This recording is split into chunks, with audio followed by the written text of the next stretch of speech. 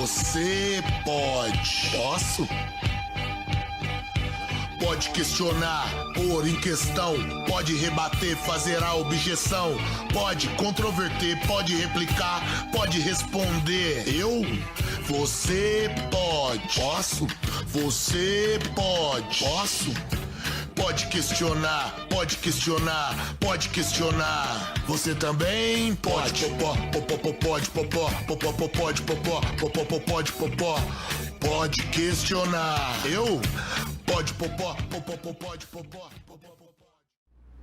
Salve, salve, amigos do Pode Questionar, é mais um episódio semanal. Agora vocês estão se acostumando mais com o Pode Questionar, com a ajuda, uma pequena ajuda dos amigos, como falam os Beatles. A gente está podendo fazer esse material de forma semanal. Eu agradeço aos parceiros, os novos amigos da 123 Web TV. Tem uma série de produtos, pesquisem aí, vários podcasts interessantíssimos. E nós estamos aqui em mais um episódio, né, de conteúdo para a gente ter conteúdo, e aí, por causa disso, exatamente por isso, estou recebendo aqui uma das figuras mais icônicas da política e da saúde sul-mato-grossense, Luiz Henrique Mandetta. Bem-vindo, Luiz, novamente aqui. Obrigado, Zanetti. Você praticamente estreou o Pode Questionar, foi o segundo entrevistado quando éramos ainda em áudio, lembra? Era em áudio. E alcance, né? Então. Que ferramenta fantástica. É uma né? linguagem bacana, né? Fica Fantástica. entre o rádio e a televisão. E de todos os podcasts que eu já fiz, e olha que eu já fiz um Deve ter bocado feito. aí Brasil afora, o melhor nome é esse. Esse nome todo Pode mundo... questionar, então... Já foi até copiado, cara. Já? Acabou aparecendo depois disso alguns, mas eu não me importo também, acho que eu não quero ter o domínio de nada, não. Mas de repente o cara fala, fui no Pode Questionar, e aí um outro cara, a gente fala, pô, mas o Zanetti fez isso, né? Então, Pode cuidado ser. com quem está usando, né? Mas sendo pro bem. Tomara que sempre pro bem, né? É o que a gente sempre espera, né? Eu fiz, aqui é um bate-papo, né? Sim, fica à vontade. Eu fiz uma cirurgia em 1999. Tinha saído uma publicação de um francês e eu, por analogia, achei que se aplicava a uma determinada condição ortopédica, aquelas crianças que têm joelho juntor ou arqueado. E aquilo era um trabalho muito grande para arrumar, tá? E funcionou muito bem. E eu levei no Congresso Brasileiro de Ortopedia Infantil no Guarujá e ganhei o prêmio da melhor publicação, publicado e tal. E me passa um mês, o chefe da Santa Casa de São Paulo me convida para ir à Santa Casa para operar uma criança. Eu entrei, era o filho de um médico, rapaz, dentro do bloco cirúrgico, sala anfiteatro, gravada, com áudio. Nossa. Eu falei, meu um Deus reality do show, na céu. verdade. Mas fui lá, fiz a cirurgia e depois a Santa Casa de São Paulo desenvolveu um número enorme da cirurgia. Mas eu fico muito feliz quando nos livros aparece lá. Cirurgia do Luiz Henrique Mandetta, de 1999. Então, Foi bom você ter falado isso. Na sua apresentação, esqueci de dizer, né? O teu currículo, médico, ortopedista. é o que eu faço É o que mesmo, você né? faz. Isso é a minha Mandetta, formação. me diz uma coisa, do primeiro podcast que nós fizemos, 2 anos, talvez, 3 anos atrás, ainda em áudio, até hoje, né, a gente ainda tinha aquele momento tenso da sua saída do governo, todo mundo queria saber da sua saída do governo. De lá para cá, como é que foi tua vida? Olha, primeiro eu comecei a fazer uma releitura. Foi tanta exposição que eu tive, foi tanta Você virou uma tanta celebridade. pressão. Mas por um motivo que é inerente aos médicos. É o combate à morte, é o medo da morte, é a preservação da vida. Não foi uma coisa que eu tenha procurado, apareceu, né? A humanidade vai se deparar várias vezes com esses vírus novos, com essas coisas. E aquilo me movimentou, me moveu para que eu pudesse orientar as pessoas no Brasil inteiro dos perigos daquela doença. Depois eu passei um tempo, escrevi um livro, porque tem muito pouca literatura sobre como se conduz no ambiente político uma epidemia. Então publiquei, aí eu fiquei durante um ano mais ou menos relendo tudo que eu achava que eu tinha que reler. Eu sempre fui um leitor muito voraz, mas eu falei, eu preciso voltar. Aí foi um ano de leitura, muito forte, muito focada, relendo alguns clássicos, reli Platão, reli até Sítio do Pica-Pau Amarelo, eu achei que eu tinha que reler, sabe?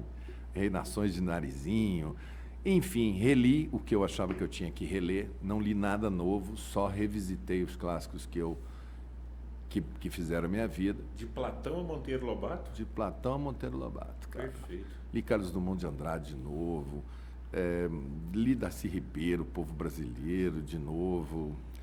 Muita coisa boa, sabe? Li um pouco de Gabriel Garcia Marques, fui reler 100 Anos de Solidão, aí que é a terceira vez que eu tive que fazer um mapa dessa vez para poder me entender dentro daquele livro.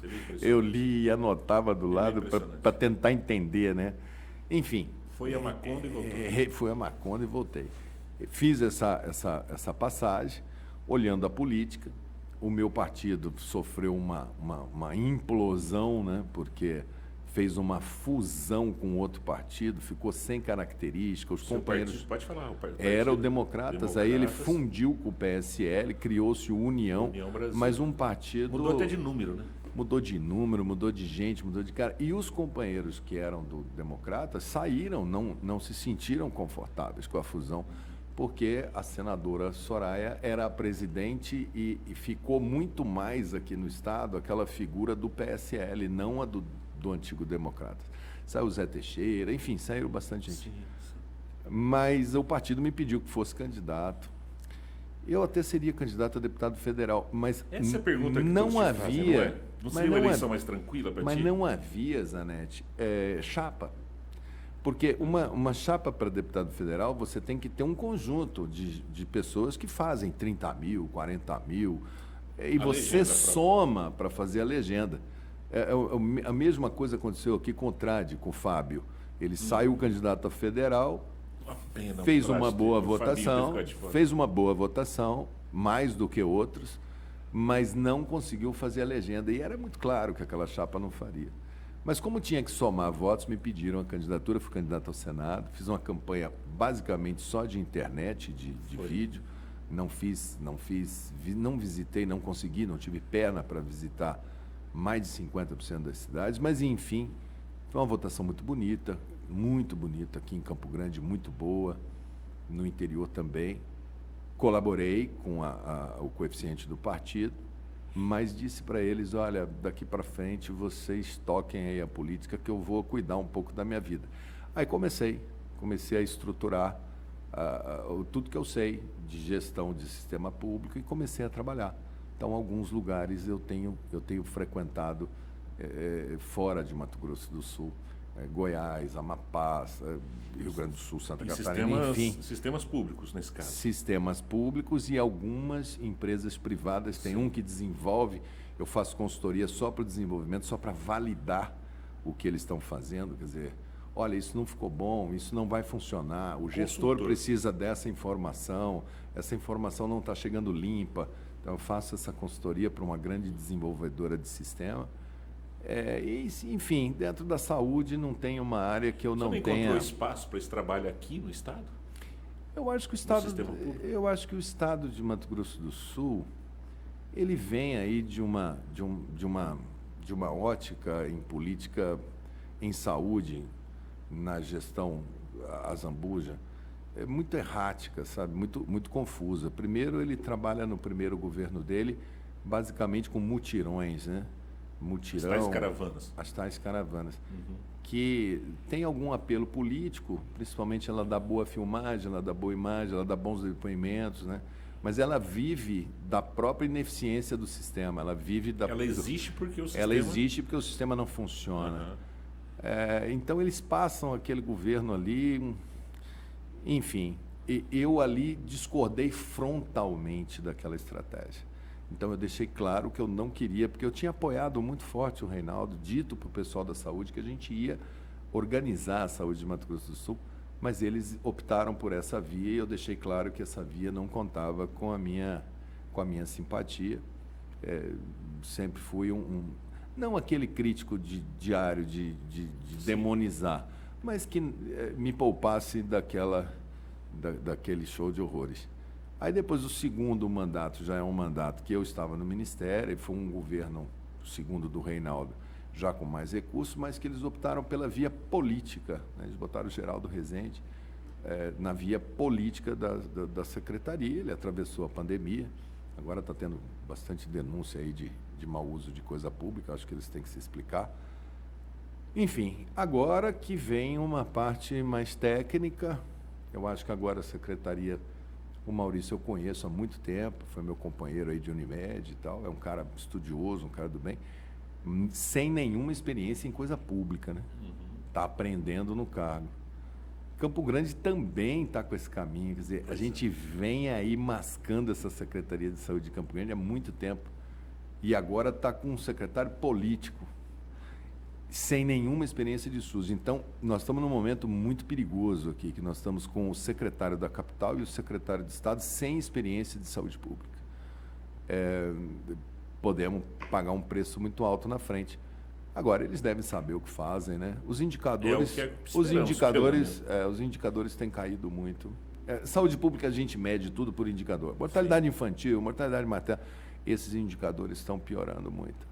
A gente tem, pelo que eu me lembro, as críticas que existiam à gestão do PSDB na saúde não era exatamente pela coisa pública, era pela terceirização.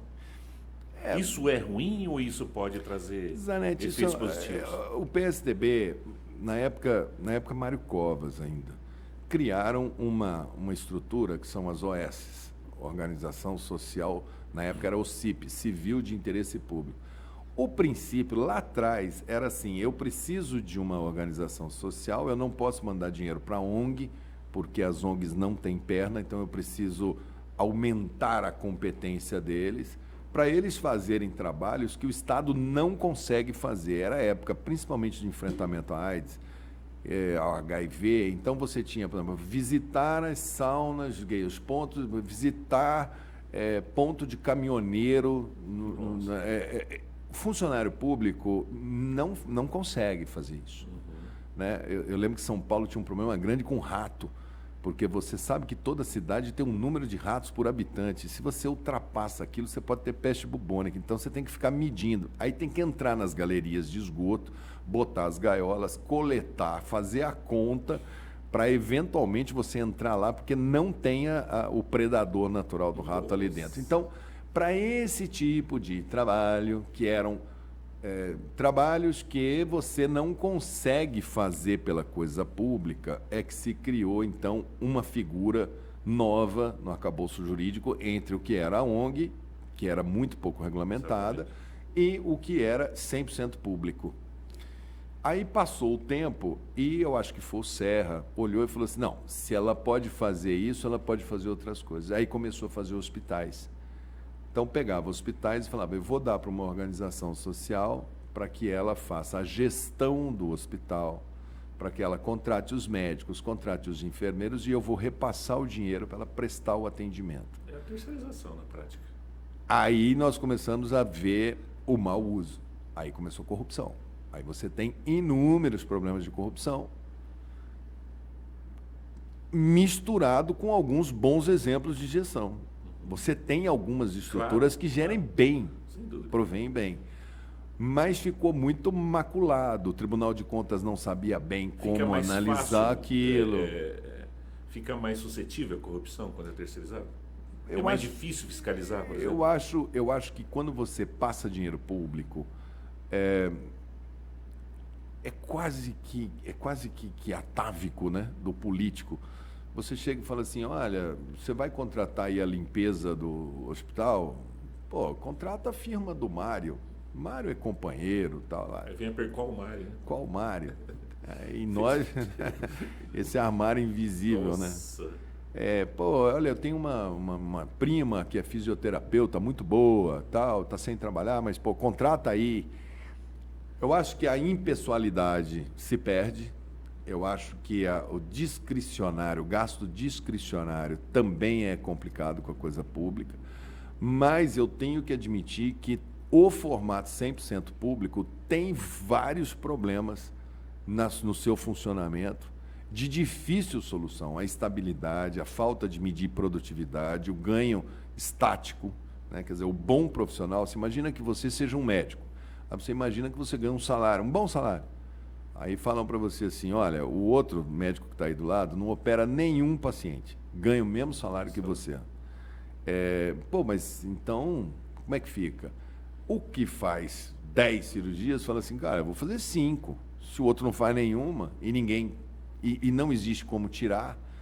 Então, normalmente os hospitais públicos no Brasil, eles têm um problema que é a estabilidade e a falta de medição da qualidade e da produtividade. Nós estamos aqui no podcast, a gente quer que ele cresça, a gente quer que venha anunciante, a gente quer acesso, a gente está medindo, a gente quer audiência, por quê? É isso que você mede desse trabalho todo, né? Então, nós ainda não encontramos no Brasil qual é a melhor maneira de administrar sistemas de saúde. O 100% público mostra problemas graves e o 100% privado, que é essa terceirização, mostra problemas graves. Talvez alguma coisa híbrida, talvez alguma coisa entre os dois, talvez uma presença maior de órgãos fiscalizadores.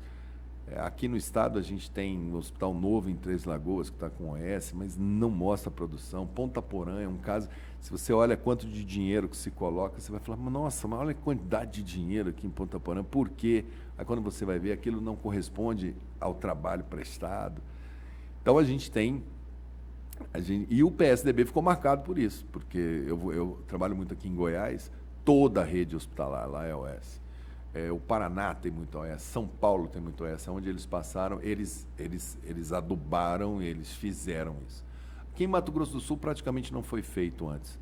Tanto no governo Zeca quanto no governo André, a gente continuou trabalhando com 100% público. Aí o PSDB entrou, colocou Ponta Porã, agora colocou Três Lagoas, toda hora fala que vai mudar o regional daqui para OS, aí o pessoal faz uma pressão ali, um movimento, eles recuam. Mas não disseram o que vieram ainda não é a fórmula ideal, está longe de ser. Você, quando ministro, né? Eu lembro que eu te fiz essa pergunta, não vamos entrar muito em detalhes dela, no nosso primeiro podcast. Assim, falava-se muito que o Mandetta ele era daqueles profissionais de saúde políticos que acreditavam que o SUS precisava ser desmontado. Aí veio a pandemia e a imagem que ficou muito na mente das pessoas foi o Mandetta de colete do SUS, naquelas coletivas que eram importantíssimas, né? Que era campeã de audiência. Acho que as suas coletivas tinham mais audiência que a novela das 8. Mas você imagina, Nova York parou, Madrid parou, tudo. O mundo inteiro. Imagina se não tivesse ninguém da parte pública dando uma satisfação para a sociedade. O SUS meio que virou uma espécie de exemplo mundial, mesmo com toda a sua dificuldade. E assim, como que você está acompanhando, está trabalhando com o sistema público nos estatutos, qual que é a diferença do SUS pré e durante a pandemia para hoje? Avançou?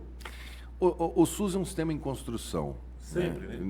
Nós decidimos de ter um sistema universal, integral, equânime, na Constituição de 88. Sim. De 1500, quando o Cabral chegou, até 1988, quase 500 anos, nós tínhamos um sistema onde você tinha dois tipos de brasileiros, os pagantes e os indigentes, era o nome que se dava àqueles que não tinham qualquer condição. Então, eles eram atendidos pela misericórdia, por isso Santas Casas de Misericórdia, e a sociedade, de alguma maneira, alocava filantropia nesses locais. Então, de 88, a gente colocou na Constituição. A gente foi ter as primeiras leis que normatizam o sistema nos anos 90. Nós não conseguimos definir as linhas de financiamento desse sistema até 2012.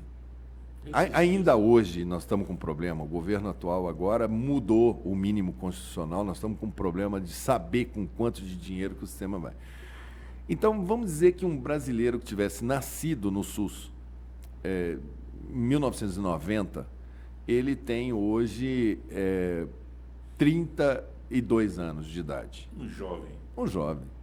né? Ele foi vacinado, ele foi na saúde da família, a menina, a mulher teve a sua primeira gestação, ela está agora passando por aquela fase de puerpério, está cuidando da criança, está levando a criança.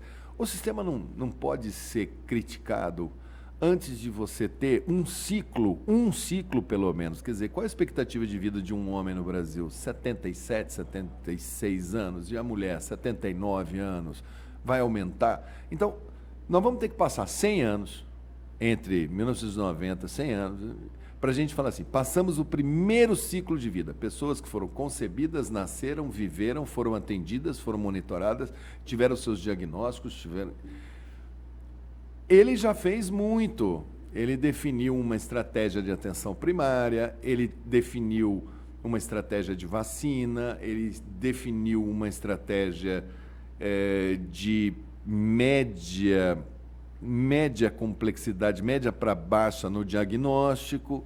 Aonde que ele patina? Na alta complexidade, nas especialidades. É como se ele não dialogasse com a parte hospitalar.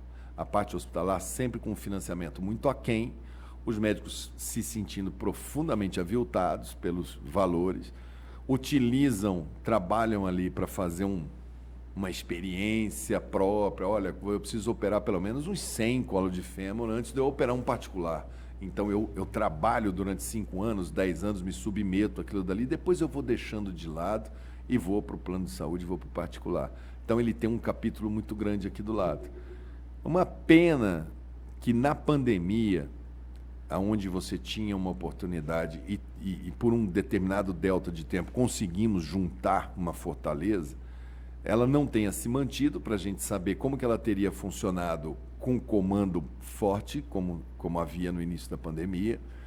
E principalmente agora, eu esperava muito que o atual Ministério fizesse a leitura. O que funcionou, o que não funcionou, quais são os gargalos, cadê os equipamentos, vamos alocar, qual é a lógica daqui para frente, quais as lições da pandemia. Chamar as pessoas que mais, né, aquele negócio de medicamentos sem evidência científica, o quanto que aquilo piorou, o que aquilo, não no sentido policialesco, claro, criminal, penal, mas do sentido de cada estrutura dessa olhar e falar, cara, eu acertei aqui, eu errei aqui. Porque o relógio está aberto, é só uma questão de tempo, vai ter outro. E aí, será que a gente vai chegar lá com os mesmos erros? Né? Uma pessoa que internou no CTI, na cidade de São Paulo, se você olhar por bairro, tem CTI que a mortalidade foi 6%, 7% e tem bairro que foi 40%. Se você internou em Manaus, Roraima, você tem mortalidade de 85%, 90%. Então fica claro que não é só comprar o equipamento, fica claro que a formação profissional está ruim na enfermagem, na medicina, no intensivismo, na físio, nos provedores. Então, acho que o Brasil poderia e deveria fazer uma lição de casa agora, de saber o que ocorreu, em várias áreas, não é só saúde, não. Educação, você vê, saiu o resultado do PISA agora, que é a avaliação do conhecimento. O Brasil... Aquela coisa que dizia na pandemia, né, cara? Aquela coisa que se dizia, que virou quase um jargão na pandemia, vamos sair melhores, vamos ser mais humanos, vamos ser mais gentis, vamos ser mais empáticos. Isso não funcionou nas questões internas da saúde. Não aprendemos com a pandemia, essa que é a verdade. Eu acho que não aprendemos, ou se formos debruçar, temos que debruçar com o espírito assim, aonde falhamos e o que vamos fazer para não falhar novamente. Mas a sensação que eu tenho é que a saúde trabalhou do jeito que deu.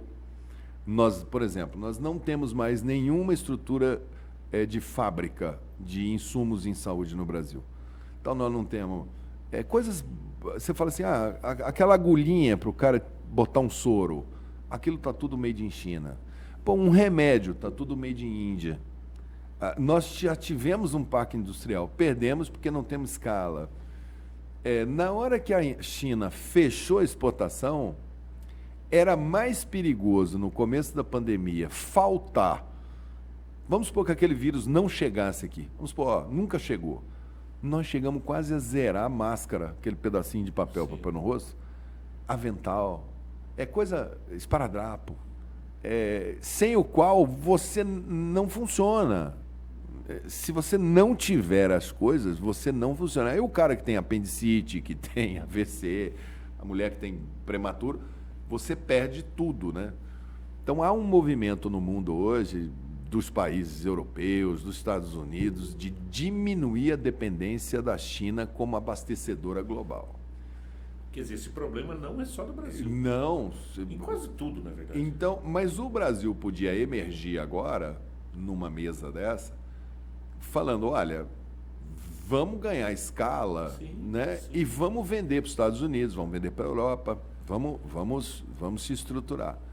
Mas não é isso que a gente vê. Infelizmente, eu estou vendo assim, um silêncio, é como assim, a pandemia acabou, chega, acabou, vamos tocar a vida, temos que trabalhar, vamos embora. É quase um voo cego. Aquilo foi extremamente politizado, de uma maneira burra,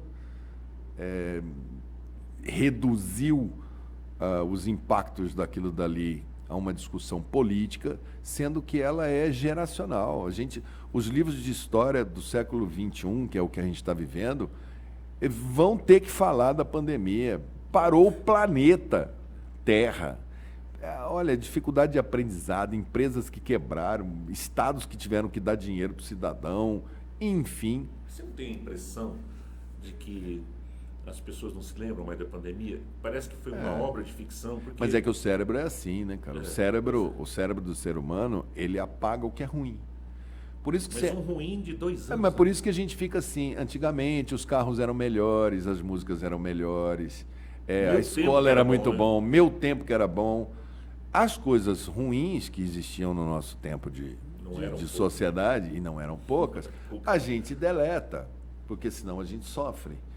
E quanto mais próximo isso é da gente, nessa dinâmica de sociedade de consumo, que você fala assim, naquele momento eu não tinha consumo, agora eu tenho consumo, aí é que o consumo você reina. Você acha que foi né? essa amnésia seletiva aí que fez com que, por exemplo, o general Pazuello, que era o ministro da Saúde quando aconteceu aquela catástrofe em Manaus, se elegesse deputado federal pelo Rio de Janeiro? Mas eu acho assim, foi tão politizado que eu acho que ele representa um eleitor, sabe? Um eleitor. Fatia considerável. Mas existe. Infelizmente. Mas existe. Você pensa que, por exemplo, eu converso com todo mundo, mesmo com os bolsonaristas mais radicais, eu dialogo muito bem, eu não tenho dificuldade. Eu sei. Eles sempre têm uma relação de respeito. Mas já tive situações em que a pessoa... você fala assim, mas vem cá, não tem evidência científica. Se tivesse, a gente usava. Não, mas não precisa, isso aí não precisa, isso é bobagem e tal. O século da ciência, o século do iluminismo, o século dos cirurgiões, tudo foi baseado em pesquisa clínica, pesquisa científica. Não tem nada por acaso. Eu acho que esse copo aqui funciona para dor de cabeça. Tudo bem, então nós vamos tomar água nesse copo aqui e vamos medir. Se funcionar, vamos todo mundo beber nesse copo. Se não funcionar, deixa cada um beber o copo que quiser, porque não tem influência de copo em dor de cabeça. E assim a humanidade se construiu até agora.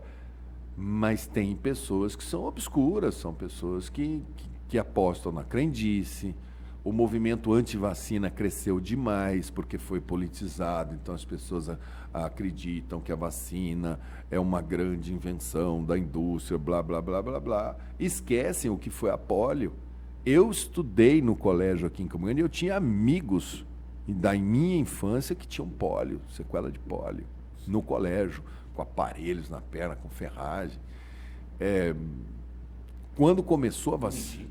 meningite. Quando começou a vacina, os movimentos vacinais no Brasil, as mães dos anos 70, no Pantanal, nas fazendas, cara, podia acontecer o que fosse, o dia da vacinação, juntava, ia de lombo de burro, ia de barco, ia a pé para levar... Por quê? A doença era muito presente. Agora, parece na cabeça dessas pessoas que as doenças acabaram, que são uma invenção de pessoas mais velhas. Da amnésia seletiva também. Então, você tem que estar sempre Você tem que estar sempre... Quanto a isso, eu posso dar um depoimento. Eu sou filho de uma vacinadora. Olha aí. Então, adolescente, eu a acompanhava nas fazendas para vacinar. Que experiência. Não havia mínima rejeição, ao contrário. Nada. Aquilo era tido como uma espécie de salvação. Porque muito pouco tempo atrás da minha adolescência, da minha infância, crianças morriam com a tal da barriga d'água. Barriga d'água, Né? tétano neonatal. Um pouco antes teve um surto de meningite que matou muita gente no final do governo militar. O tétano neonatal aqui no estado, ele é interessante isso porque eles vestiam a criança de vermelho no 7º dia, para que o vermelho afastasse a doença que matava, que era o tétano neonatal. E eles curavam o umbigo da criança normalmente com terra, pó de café, folha de bananeira, enfim, embrulhavam aquele umbigo daquela criança ali para curar. Sim. E era do umbigo que se pegava o tétano, né? Então só tinha uma saída, que era vacinar. E até hoje você vacina, mas eu que cuido muito de criança, faço muita ortopedia pediátrica e tal, é comum as mães chegarem no 7º dia, às vezes eu tenho que ver a criança, está a criança toda de vermelho. O que foi? Ainda. Não, é para Espantar. Eu falei, você foi vacinada para tétano? Se você foi vacinado, o vermelho vai funcionar. Mas essa memória ainda existe. Eu sou do interior, mas eu acredito que nas capitais também era assim. Era muito comum o tal do enterro de anjinho. Um pequeno caixão branquinho, porque a mortandade, né, não é mortalidade, né? Era muito alta. Muito. Né? Isso o Brasil continua. Muito. Mas Hoje muito alta na comunidade indígena. A gente tem uma mortalidade infantil ainda muito alta. A gente tem bolsões de mortalidade alta na periferia das grandes cidades, em complexos muito alta. Nós temos doenças sexualmente transmissíveis que a geração HIV usou muito preservativo. Muito. Quem era jovem ali, adolescente, nos anos 80, 90, foi convencido a preservar. Então, a sífilis baixou por tabela, porque você estava usando preservativo. E também porque no Brasil, benzetacil foi um remédio que foi usado indiscriminadamente. A pessoa tinha uma dor de dente, tomou uma benzetacil. Não era isso? Deu um furúnculo, tá com o sangue grosso, 3 benzetacil. Benzetacil era usado. Tem um amigo que recentemente foi vacinar não, foi tomar uma benzetacil porque estava com sangue grosso e estava com furúnculo. Olha aí. E a benzetacil, ela é a droga de escolha para sífilis. Então, de uma maneira paralela, esse uso do benzetacil e mais o preservativo, o sífilis caiu. De 2010, 2011, aprovaram a lei que não vende antibiótico sem receita, correta, né, por causa da resistência bacteriana, mas a benzetacil, por exemplo, você só toma num hospital, você não toma mais benzetacil, assim, ninguém aplica na farmácia. Sem receita, não tem mais. Cara, explodiu a sífilis. A sífilis hoje é um dos maiores problemas de saúde pública no Brasil, é a sífilis. Explodiu assim, o gráfico, quando a gente olha, ele é um foguete subindo ano após ano, assim, eu não sei onde que ela vai parar. E aí você fala assim, mas e o que ela tem? Ela faz malformação na criança. E a mãe que não tratou e chega no hospital, fazem o teste, a criança tem que ficar tratando com antibiótico lá dentro, diminui o aleitamento materno, aumenta a mortalidade. É um bordado muito refinado, onde qualquer coisinha que você fala assim, puxa, mas isso causou esse estrago todo? Pois é, isso causou esse estrago todo. Então a gente ganhou muito no HIV com a medicação, com o retroviral, a pessoa vive, né? O Magic Johnson jogou uma Olimpíada HIV enorme, saudável. Graças a Deus o retroviral funcionou bem. Hoje a gente tem, essa semana Campo Grande ganhou, que é uma coisa que eu coloquei Campo Grande como meta para que em 10 anos a gente conseguisse, atrasou 5, mas ganhou esse ano. Nós não temos casos de interrupção da mãe para o filho de HIV, que chama transmissão vertical. é difícil isso, porque você tem que fazer o pré-natal, você tem que ir ali na onde fica o pessoal da Cracolândia, você tem que fazer aquele pessoal tomar o retroviral, você tem que ir na casa, você tem que, às vezes, botar o comprimido. O Jardim Noroeste é o bairro que tem o maior volume de mãe adolescente, gravidez na adolescente, 12 anos, 13 anos, 14 anos. Jardim Noroeste. Jardim Noroeste, em Campo Grande. E o mais idoso é o Santo Amaro. Eu me lembro que teve um prefeito que pediu uma creche para o Santo Amaro e uma casa de idoso para o Jardim Noroeste. Falei, peraí, acho que está trocado. Totalmente invertido. Totalmente invertido. Mas, enfim, os bairros, eles retratam, né, a dinâmica da nossa cidade. Nós estamos aqui, isso aqui é a Bandeirantes do lado, né, a SEMI ali do lado, tem o Taverópolis, tem... Enfim, tudo tem a ver com tipo de habitação. Eu me lembro de leishmaniose, que era muito cachorro. Fomos olhar, o problema estava nos galinheiros. E só bairros que tinham terrenos com mais de 30 metros de fundo que tinham condição de ter o galinheiro. Aí o mosquito estava nas fezes da galinha como berçário. Olha só. Aí falaram, pô, então vamos tirar as galinhas. Eu falei, vocês estão doidos, cara. A galinha, além dela servir para alimentar a família, às vezes ela é uma renda. Né? Vamos fazer um trabalho, vamos mapear para o geoprocessamento a cidade inteira, vamos levar uma enxada e vamos jogar cal virgem, porque aí mata e acaba. Foi uma das... E a galinha está lá, a galinha não era culpada de nada. Enfim, cada lugar, cada detalhe tem repercussões no que vai acontecer. Na política, hein, Luiz Henrique Mandetta? Feia, né? Você resolveu ficar em casa, então? Olha, a gente... A política, ela nasce muito da indignação, né? Você olha, contempla, você fala, cara, não é possível que a gente não consiga fazer uma coisa melhor do que isso em determinadas áreas. Na cultura, na segurança pública, na educação, na saúde, na produção. E aí você vai, principalmente jovem, como eu era, extremamente politizado, participando de campanha de direta já, e Rio de Janeiro, e diretório acadêmico, aquela coisa muito viva. Lógico que eu quis muito, sonhei muito. É uma fase muito da indignação e do sonho, né? Você fala, puxa, a gente vai conseguir, nossa geração vai conseguir. Trabalhei, fiz aí o que eu pude, né? Eu trabalhei, esse pessoal do SUS, que foi a tua primeira pergunta, eu acho muito interessante, porque eu sou da primeira turma, né, que se formou com essa máxima constitucional de saúde é um direito de todos, dever do Estado. Na nossa turma, na formatura, isso foi uma conquista, mas, ao mesmo tempo, a gente entendeu aquilo como um desafio para construir. Mas, enfim, parece que algumas pessoas não estão preparadas para a pluralidade da discussão. Mas fiz aqui em Campo Grande 6 anos de Secretaria Municipal de Saúde. Antes eu administrei a Unimed, fui presidente da Unimed também aqui. Fiz 2 pós de gestão. Depois eu fiquei 8 anos na Comissão de Seguridade Social, que é onde se discute saúde. No Congresso. No Congresso. Quando deputado federal, né? Como deputado federal, ajudando muito, presidi a comissão. Fui 8 anos parlamentar do Mercosul, quer dizer, eu discuti também aqui Bolívia, Paraguai, Argentina, Uruguai, Chile, presentes nos debates. Depois como ministro da Saúde. Eu acho assim, vamos ver o que a próxima geração sonha. Hoje eu me coloco muito mais assim, eu vou ajudar. Eu estou aí para ajudar, mas eu não estou aí mais para trocar soco. Não estou aí mais para dar cotovelada. Então, onde que eu posso ser útil? Na iniciativa privada? Vamos trabalhar com a iniciativa privada. Não, é na coisa pública, estão precisando. Vamos lá, vamos fazer o nosso melhor, vamos trabalhar. Mas eu não me vejo mais com aquela necessária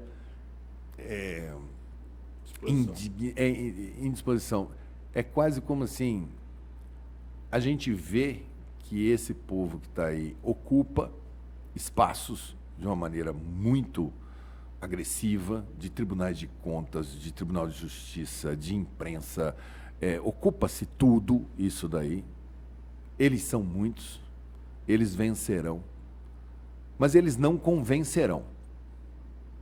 Eles vão vencer, mas não vão convencer. Só que o tempo das pessoas, para eles entenderem que eles vão ter que amadurecer, para, ao não estarem convencidos de que isso é o melhor que se pode fazer, mudar, eu acho que vai levar um tempo. Eu acho que isso daí, infelizmente, a gente vai ter que absorver. A internet passou a ser uma ferramenta muito útil para esse formato de política brasileiro, né? Então, eu acho que a gente... Deixa eu perguntar sobre isso. Você deve ter sido uma das figuras públicas que foram mais vítimas da fake news, né? Chegava em você, além de ter Zanetti, que ler todos os jornais, eu não... chegava, ó, eu sou um ministro, cara... olha esse fake news aqui. Mas eu sou péssimo de internet.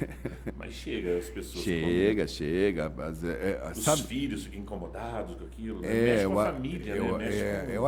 a exposição, né? Sempre a exposição é o lado ruim da coisa pública. Mas, assim...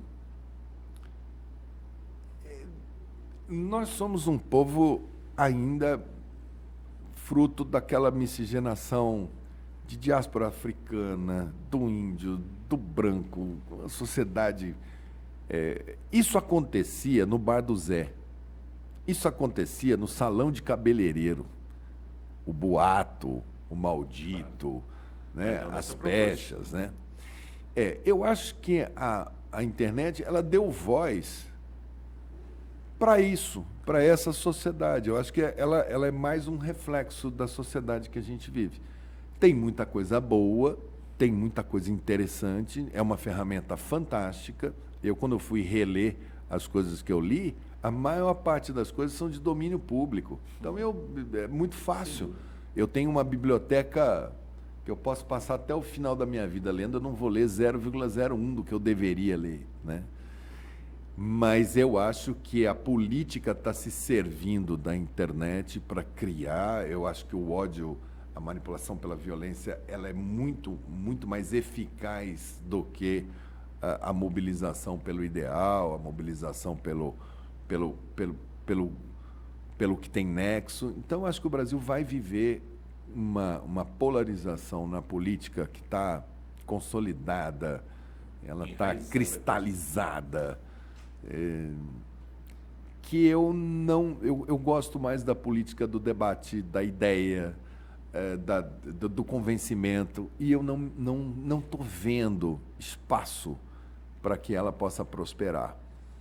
Eu olho minha Campo Grande, nossa Campo Grande, ano que vem vai ter eleição, eu olho e falo, meu Deus do céu, né? Uma cidade com tantas oportunidades, tantas falhas, não tem ninguém debatendo, não tem ninguém... existem, assim, velhas figuras falando, eu vou, mas aí a gente vai na esquina, o cara fala, não, esse não vai, esse já acertou não sei aonde. Aí tem um outro que fala assim, esse aqui vai, não, esse vamos ver se vai, esse aqui eu acho que não vai, se chamarem para conversar, não vai. A prefeita ninguém conhece, mas acho que vai, mas se chegar no final não vai. Eu estou achando que eles vão ganhar a eleição no WO. Sabe? Ou na internet, né? Ou na ausência. Porque se você falar assim, vamos deixar uma ausência de debate, zero debate, zero. Ninguém vai questionar nada, vamos deixar quieto. Vamos anestesiar todo mundo, né? Se eu anestesiar todos os dentes da pessoa, não vai ter dor de dente. Então, se não tem dor de dente, está tudo bem, né? Não precisa de dentista. Não precisa de dentista. Então, eu vejo uma total falta de debate. Os líderes comunitários, que o movimento comunitário era o grande palco do debate, né? Mesmo. Mas os líderes comunitários, todos cooptados por essa os poucos que né? existem. Os poucos que existem. Então, eu acho que Campo Grande vai passar por uma eleição assim, quase... E agora encurtaram demais, né? A eleição é 20 dias, 30 dias, quer dizer... Os prazos diminuíram. Então, os caras... Aumenta o fundo eleitoral, diminui os prazos. Na verdade, ganha-se a eleição agora, né? Quem consegue acertar, vamos dizer assim. Vivemos a era das narrativas, né? Quem determinar a narrativa ganha as eleições próximas. E existe aquele imaginário, né? Não, eu vou com esse cara aqui porque ele vai ter dinheiro. Então vai circular um dinheiro na mão do pessoal aí. Então, eu antevejo assim, vamos lá, vamos lutar, vamos fazer a crítica quando a crítica se fizer necessária, né? Vamos falar, vamos tentar buscar bons representantes. O Legislativo muito apagado, né? Tanto Câmara Municipal quanto a Assembleia. Nunca vi duas casas que eu não escuto nada de debate, crítica, oposição viva, como a gente já viu câmaras aqui em Campo Grande, de debates fortes, galerias cheias, Assembleia. Não, aquilo parece que tá tudo bem. Tá tudo bem. E quem fala que não tá é o chato. Quem acha que não tá é o chato. Né? Bom, nós gostamos de questionar, vamos continuar chatos. Vamos questionar, vamos apontar caminhos, vamos cobrar que eles reflitam. Nosso sistema de educação, esse é uma sociedade que não investe, né? Legal. E aí, meu amigo, não vai a canto nenhum. Ontem teve a pergunta de 1 milhão, que Domingo. Domingo, é verdade, domingo. E a menina ganhou R$1 milhão e tal. Poxa, mulher nordestina, todo um estereótipo. Mas o mais importante foi no final. Ela foi provocada a falar sobre protagonismo feminino. Ela falou, olha, não importa feminino, educação. Invistam na educação. É uma lástima a gente ver. A porta de entrada e a porta de saída. Ao mesmo tempo. De existência, né? A porta de existência. Mas uma escola que a gente defina claramente o papel central do professor, resgatar aquele papel central do professor, pagar bem o professor, formar bem o professor. Você sabe a quantidade de gente que forma em direito. Aí 30%, 20% passa em OAB, né? Na OAB. Mas boa parte é para fazer os concursos. Aí 60% não passa. Os que não passam fizeram todo o trajeto universitário e não trabalham porque não tem a OAB. E o concurso público exige a OAB. Então você tem aí o curso mais frequentado no Brasil, de tudo que o Brasil produz de conhecimento científico, é o direito, e é o que ele alija completamente do mercado no dia seguinte que eles formam. Então, o mercado se regula. Não é? Mas tá aí, boas ideias, né? Não à toa que fiz questão da tua presença aqui, te liguei várias vezes. Não, mas estava no lugar. Eu tenho ido no Amapá, tenho ido no Goiás. Amanhã eu já vou para Goiás. Mas a gente está aqui exatamente para isso, para deixar boas ideias, boas reflexões, bons questionamentos, bons conteúdos. Por isso que eu agradeço a tua presença aqui. Foi novamente agradável vê-lo. Pode questionar. Já posso considerar um amigo. Já sou freguês. Já é um freguês da casa, quase um sócio. Vai virar sócio. Prazer ter você novamente aqui, Luiz. Prazer todo meu. A gente se encontra semana que vem em mais um Pode Questionar. Fiquem na paz. Amém. Você pode. Posso? Pode questionar, pôr em questão, pode rebater, fazer a objeção, pode controverter, pode replicar, pode responder. Você pode. Posso? Você pode. Posso? Pode questionar, pode questionar, pode questionar. Você também pode. Pode questionar. Pode popó. Gráfica Diam. Adesivos, cartões, banners, impressos em geral. Aqui na Gráfica Diam você pode confiar. Avenida Tamandaré, 330. Fone 673253-6202.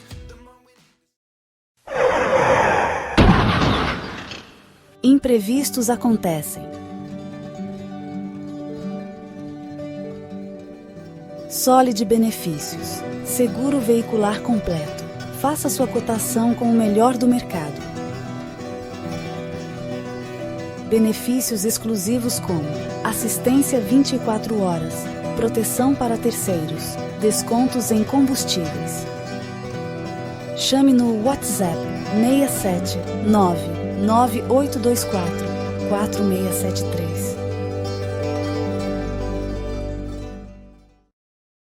Você quer encontrar descontos reais perto de você? Acesse 123 Descontos. Lá você encontrará de uma forma simples e rápida produtos e serviços com até 90% de desconto na sua cidade.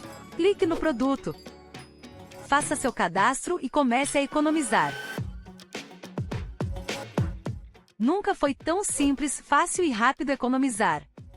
Agora é só retirar seu produto na loja ou agendar o serviço.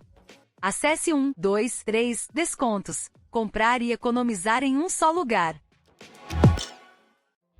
123 Web TV, a maior variedade de conteúdo do MS.